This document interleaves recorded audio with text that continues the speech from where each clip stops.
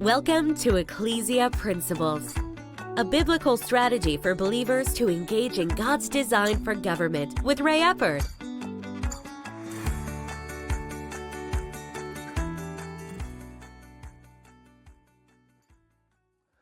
Hello, glad you could join us again today. This week, we're focusing on the nature of government. If you would, that inherent nature of government, civil government, that whenever you create it, what are going to be its tendencies? You know, one of the things that sometimes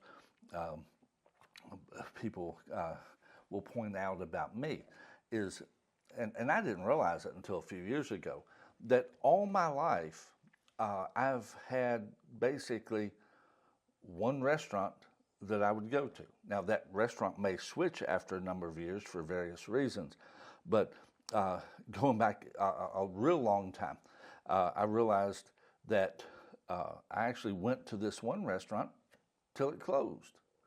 And then when it closed, I found another restaurant and I went there, and just different things. And I would, because number one, my tendency is I don't want to think about where to eat. I just don't want to. You ever been with a group of people and you go, well, where do you want to eat? I don't know. I don't care. Where do you want to go? And you go round and round. It's so hard to decide. Well, the bottom line is, unless I just really want something, I got a restaurant I go to. And I may go to that restaurant for 5, 10 years sometimes, just straight. And then for various reasons, it might change and switch. But that's my tendency. That's one of the tendencies of me. And also, you know, if I go to a place to get an ice cream cone or something, I'm going to get chocolate. I'm not going to be thinking, well, what about this and what about that? No, I'm getting chocolate. And most restaurants I go to, I get one of two things. And there are a couple exceptions to that, but they're very rare. But with that, those are my tendencies. Number one, again, I don't like to think about where to go eat, so I just have a place I go. I don't think about it. If I'm going to go eat, I just go there. On the flip side, there are some people who have the tendency, they just constantly go back and forth and round and round. And those are their tendencies. And you know, when you deal with that person, that's what you're going to be dealing with. Well, when it comes to government, you need to understand the tendencies of government. And anytime government is looking to solve something, you need to understand their tendencies. People will say, government, whenever it takes power, it never gives it back. Well, it's not that it just forgets. The problem is even deeper. The problem is even deeper. And I want to read this text. We've been looking at 1 Samuel 8:11 through 17 this week, because God is telling Samuel, tell Israel, they want a king. This is how it's going to be. Unless liberty rules the land, if you have people ruling it, see, we should have in our nation, this is the importance of this phrase, the rule of law. See, the rule of law should supersede those in government. See, Israel didn't have a king, but they had the law. They were supposed to abide by the law, and there were judges and priests that were authorized to take care of certain things, but what they were wanting to do was actually then put somebody really almost above the law. Now, they weren't saying they wanted them above the law, but they wanted something else up there. They wanted someone else up there. And God's telling me, this is going to be a problem if you do this. See, the rule of law, that is really what we want, where the laws of the land are the primary thing. And then everyone is subject to those laws. And God was basically telling Israel, if you do this, things are going to be different, and it's not going to be the way that you want. Here will be the nature of government. He says in verse 11, and he said, this will be the behavior of the king. who will reign over you. He will take your sons and appoint them for his own chariots and to be his horsemen, and some will run before his chariots, and he will appoint captains over his thousands and captains over his fifties. He will set some to plow his ground and reap his harvest, and some to make his weapons of war and equipment for his chariots. He will take your daughters to be perfumers, cooks, bakers. He will take the best of your fields, your vineyards, and your olive groves, and give them to his servants. He will take a tenth of your grain and your vintage, and give it to his officers and servants. And he will take your male servants, your female servants, your finest young men and your donkeys, and put them to his work. And he will take a tenth of your sheep, and you will be his servants. And you see, ultimately, the nature of government is to relegate you to being its servant. That's the nature of it, is to relegate you to being its servant. That the rule of law does not rule them. They rule over everything and decide where law gets applied, and it does apply to you, just not them.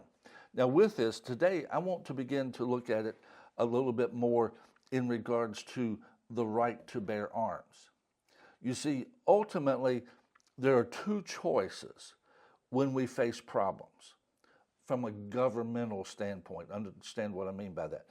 Government can take one of two approaches in how it solves problems. See, there is a problem today. I don't know about you, but I don't like seeing the mass murders and the shootings and so forth. I don't like that. Those things are horrible. They're terrible. They devastate families. I am not unsympathetic to that. I would hate, I always hate hearing that happen. But every time something like that happens, there's one of two choices. And government, because of its inherent nature, because of government's inherent nature, because of people being involved, its choice is always to move toward restricting the people, taking something from the people so that, quote, they can't do that bad thing anymore. That is the tendency of government. And a lot of it comes down to that I'm tired of dealing with this, and I just don't want to deal with it no more, so this will solve it, and my life won't be a problem anymore. To a degree, and I'm going to touch base on the second option here in just a moment. But recently, the governor of New Mexico came out and restricted, unconstitutionally I might add, restricted the right to bear arms, concealed and unconcealed, because New Mexico has some rights to carry guns in the open a lot more, lot broader than some other states. But with this, she just restricted it in certain areas. And I know some police units and forces came out and said, we're not enforcing this because this is unconstitutional. Because again, the tendency of government is to take away from people rather than looking at how can we fix it and leave liberty in place. How can we fix it? How can we empower the people? How can we position the people to better function with this liberty? It's rather than doing that, it's always easier, just take their guns away. Just take their guns away. That's an easier course of action. We just need to do that. Well, again, if legislating gun restriction, gun laws made a place safe, then Chicago is the safest place in America right now. They've got tremendous gun laws. I mean, just restrictions left and right. But yet, there are more people killed in Chicago than probably the rest of the nation through mass murders. If you would, you ought to really be looking at the restricting the gun, the right to bear arms, restricting that has created a problem to such a degree in Chicago about how many people get killed there. It is huge. But yet, you hear very little about that. But there's a shooting, and again, both are terrible. We need to understand there needs to be an approach to fix it. The problem is, the only thing that's being argued about is whether the government should take the guns or not take the guns. The bottom line is, unfortunately, we're having to argue about that because that's the tendency of government. We'll just take your right away. We'll just take it from you so it won't create a problem, but it still creates the problem. But we're failing to equip the people of our nation in order to handle it. For lack of a better phrase, it would be better to actually begin to have gun education in every school. Let kids grow up understanding a firearm. Let kids grow up understanding the power that that thing has, not just seeing what it does on a video game that you can hit reset on and everybody's back alive. At that point, there should be more equipping of this. You see, I can still remember, and some people would probably say, I was traumatized by it. No, but I can remember, and if you're, anyway, this is how I grew up, and it shocks me what people have problems with sometimes. And that's part of the problem. We don't see life. Life is messy. Real life is messy. And a lot of people are living in a cocoon and not really knowing what life is like. They're living on this little cloud and just, whoo, you know. But I can remember going up to my uncle's when I was a little kid, probably 4 or 5 years old, and it was butchering day. He had some hogs. They were going to be butchered that day. And I asked my dad, because they were going to go down and start the process. So I asked my dad, can I go down there with y'all? And he said, sure, come on. So I went down there, and I saw them shoot the hog, and then I saw them basically begin to let the blood out. And I'm a little kid, and I'm going, wow. Now, yes, that has stuck with me in my mind. But as a little kid at that point, I understood a gun is very powerful. A knife is something you need to be really careful with. I got an education that day that caused to be where I always was very careful with guns, and I was always very careful with knives, because I saw firsthand that power.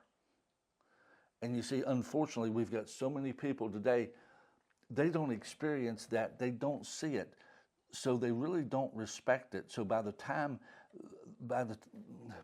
they get there, it's more of a I'm big, I'm bad than anything. And that just, if there was a greater awareness. See, I grew up in a school where people drove to school in their pickup truck and had guns in the back window. Nobody ever got shot over decades. You see, the problem is when you don't have a real awareness of guns, you tend to abuse them. Rather than discussing how we can restrict this, what we need to do is how can we create greater awareness. That would fix the problem a whole lot quicker. It would leave liberty in place and keep a check on government. God bless you. Talk to you tomorrow.